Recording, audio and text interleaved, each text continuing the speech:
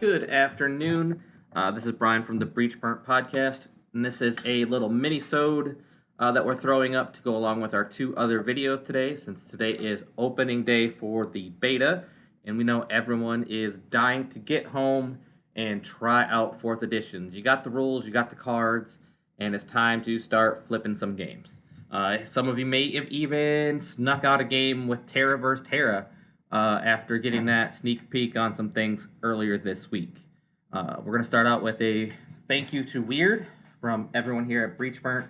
If you haven't heard it in our other videos and you're listening, we are so appreciative that you can make us a part of this, that we got a chance to get out there and try some of this early, especially some of us that have been in it for a while. So a giant thank you. We know you're working extremely hard to make a game that we all love and will continue to love. And so far, we are extremely stoked. So, with that thank you aside, please make sure you check out the other things that have released if you haven't already seen it this week from the other content creators. So if you want to check out the rules, I highly suggest checking out Malifaux University. We are still making mistakes here at Breachburnt because we are so ingrained with 3E, and there are changes, and it's going to take time to adjust. So I definitely highly recommend checking out Malifaux University. And if you haven't seen and checked out the rest of the videos and the podcast by Steam Powered Scoundrels, I would jump back on to Wyrd's social page for all things 4th and give those a listen, give those a watch, because it really helps set the expectations. And if you haven't yet, listen to our other video all about how to change your expectations and setting up a game. And then we actually have also released on our channel is that game that we set up. Scott and I dove in, played the game, made a few mistakes, but if you really want to see how things play, and you're not going to get a chance to play till later in the week, go ahead and give that a watch and see for yourself the differences. But today, all things terrain, everything aside, this is kind of a help to setting up your first table because terrain is extremely important in this edition. Not enough, and things are going to die very rapidly, too much, and it does get clogged after so long. So you have to find a good balance in there. So just some helpful tips for what to do. Terrain is important in M4. I've already said that. Height can be your best friend if you've watched the rules. You get cover if you're higher than your opponent against ranged attacks, which is really big. You can jump across and get across different terrain elements. You can jump over and get out of engagement, or not get out, but avoid engagements if you're leaping over other models to get to other terrain. So height can be your best friend. Severe terrain is more impactful. I put that on there just because there are less models that innately can get around it. You've already noticed there's no incorporeal to ignore terrain. So all of those models now have something similar to flight, or if they still have that mobility. But in general, severe terrain, a little more impactful. Speeds are increased, but when you get 1 inch of extra movement, and if you have a bunch of severe terrain on the board, it doesn't matter. So, and the last thing is remember to scale and to jump. You've seen the videos. There's a lot on it, like I said, in the Malifaux University video. But these mechanics, I think, really bring that verticality to the game. They help out so much that any model can actually be able to use the terrain effectively. So I have a map here. This is my map at home that I took a picture of, so it's not perfectly square. For the first game, let's just go over some ideas. Terrain sizes. Knowing that you need to, for some schemes and some strategies, mainly schemes, be able to get on and control and get on and actually put scheme markers down and things. So you're going to want to be able to have multiple models on. These are some very rough guidelines, small, medium, and large sizes for terrain, and how many to really use on a board. And if you notice, if you use all of that, that is 14 pieces of terrain that should be on your board. There should be a lot. I do recommend more flat terrain is better for your first game. Gives you that ability to learn about the scale, using it, and using jump. I would also say for your first game, try to keep a lot of your elevation within 1 inch of each other. Don't do something at 5 inches and then things right next to it at 2 inches and then 3 inches, all like right next to each other. Try to keep kind of some level terrain for your first game so you can practice and get remembering that jump mechanic that's also in there. Avoid a lot of walls for your first game. Walls are still blocking, they stop your progress for charges and things. You can jump over walls, so that's a thing. And if you're going from a different terrain piece to a different terrain piece, but you can't innately run up to a wall and jump over it. So they will just kind of hamper your first game experience from learning some of the new mechanics. I do highly suggest scatter terrain on the board, but more just blocking or small patches of severe dense, very small forest or something along those lines.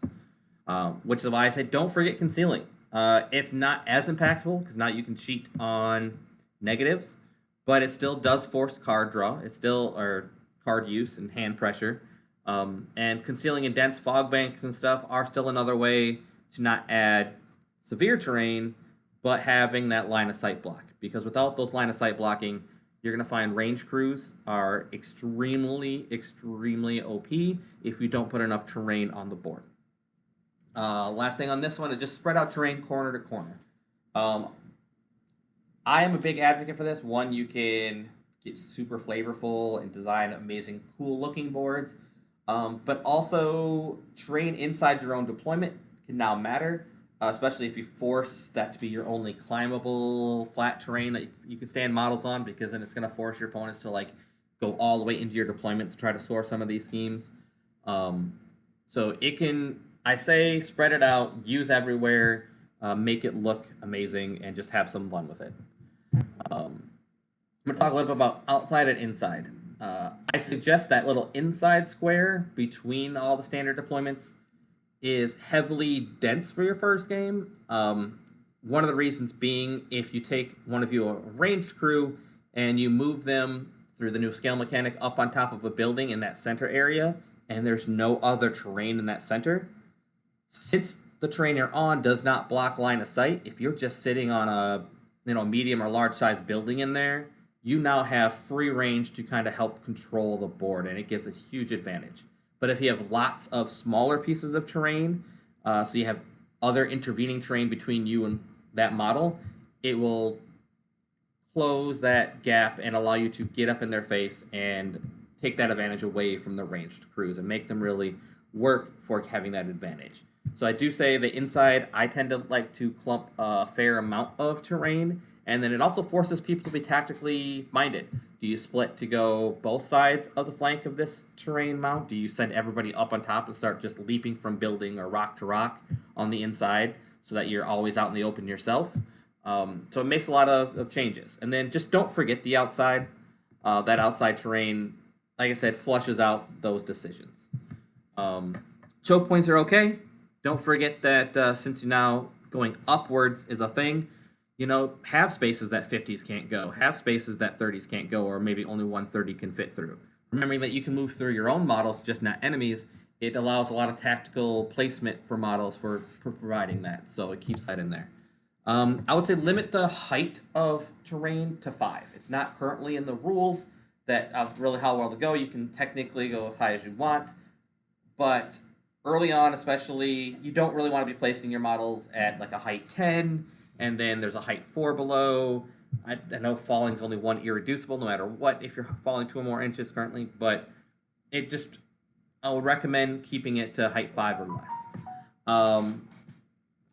I would have rocks and buildings higher than the severe terrain. Reason being that you can then jump over that. If you have 2 pieces of rocks, they're about 5 inches apart, and there's a lake or some tall grasses or something that's severe terrain in between it, it can make that flavorful experience where then you are literally climbing the rock to be able to go further ahead, because then you're going to jump across to the other rock to avoid 6 inches of a puddle that's between them. And then starting with height in your deployment zone, I think that'll, just for the first game especially, it will help you think about that jump.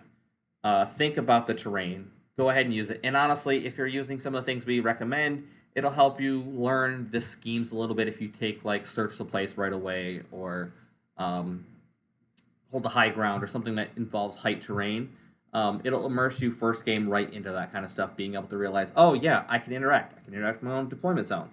It's not worth 2 points, but guess what? I can still score that and then move on and keep developing my scheme. So the last thing is, if you look in that center there, if you want, I kind of suggest, if you don't want to do it everywhere, kind of space things out. So like 2 quadrants are heavily done with the climbable terrain, so that those are like then you're scoring for those height-oriented schemes, and then everything else everywhere. And if you kind of do 2 separate quadrants, not 2 next to each other, it doesn't matter what deployment zones you use, there's always going to be something on half the board that's usable. The next couple of slides, I built some terrain knowing that 40 was coming up, so I had about a week, and I built all these foam rocks. I had some of this other stuff, but most of what you see, I grabbed building some foam stuff, some of the Wyrdscapes, and some other terrain that I had 3D printed or that. But this goes from height 1 all the way to height 4. If you notice, there's along one side, there's this huge canyon. There are gaps, and I do point in the terrain that I made, so that it's not all one piece of terrain. It's either you can divide it by height, or declare that, this large section and this section, in order to help with some of the schemes and stuff. The green patches that you're seeing, we usually treat them as forests. The water is just water. This is pretty sparse, but this is also where I'm talking about, if I didn't have, I think there still needs to be more in the center, because if I put one model on one of those rocks in one of those quadrants, they have a very large line of sight for a ranged crew to just dominate. Considering if you're in those forests, I can see you and still cheat on a neg. So I would say this isn't quite dense enough.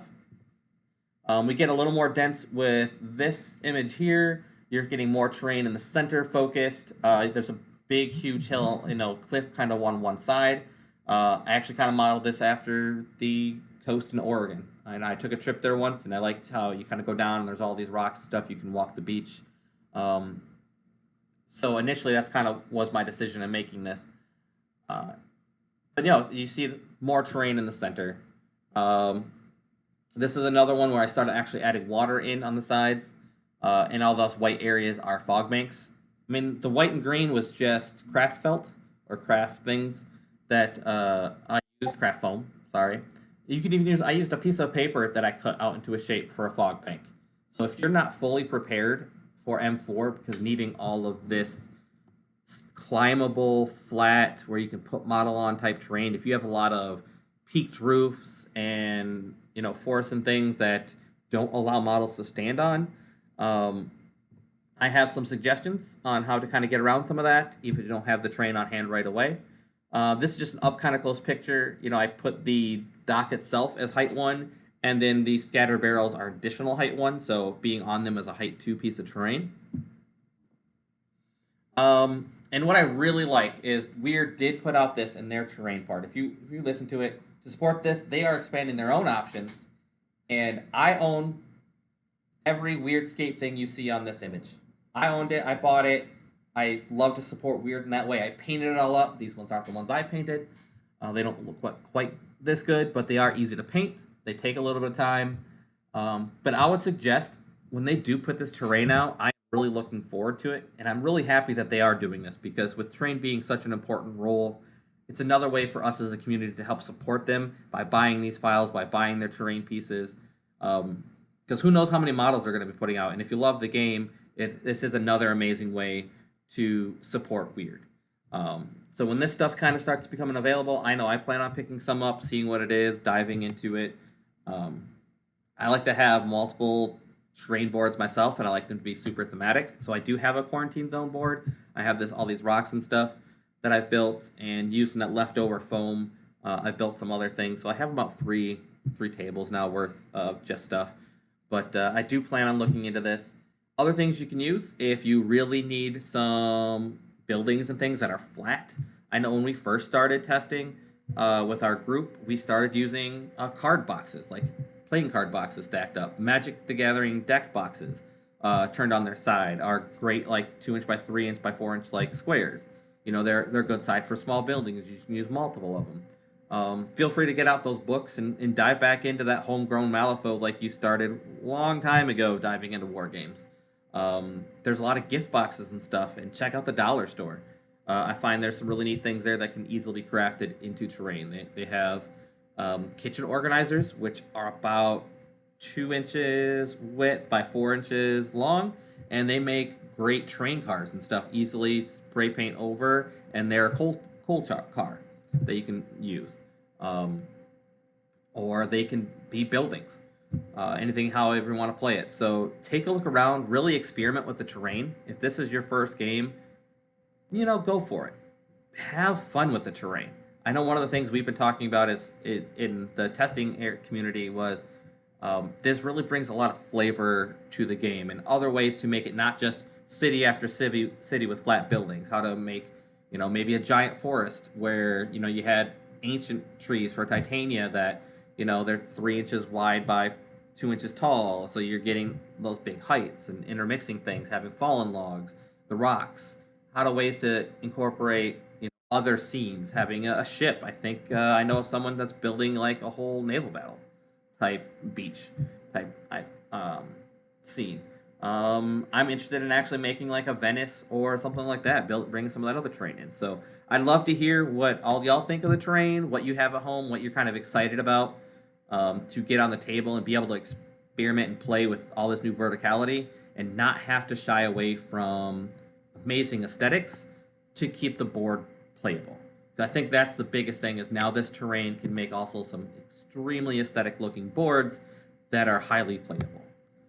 So get out there, get that first game in. Hopefully this gives you some tips and some hints on what to do kind of set up for your board. Remembering important things is having that climbable terrain, use a lot of it. And at least for your first game, more is better, in my opinion. If you have too much, you can scale back for your second game. But if you have too much and they're all, like I said, that same height, start jumping and get that flavor going. With that, big thank you to Wyrd again. And flip some cards, have some fun, and feel free to jump on, listen to our podcast, listen to the other content creators. I know we're going to be putting out a lot of content during this beta. We're looking to do some mini-sodes just with our impressions as things get released. And just some other things because we are just so extremely hyped about 4th edition coming out. So with that, y'all, have fun.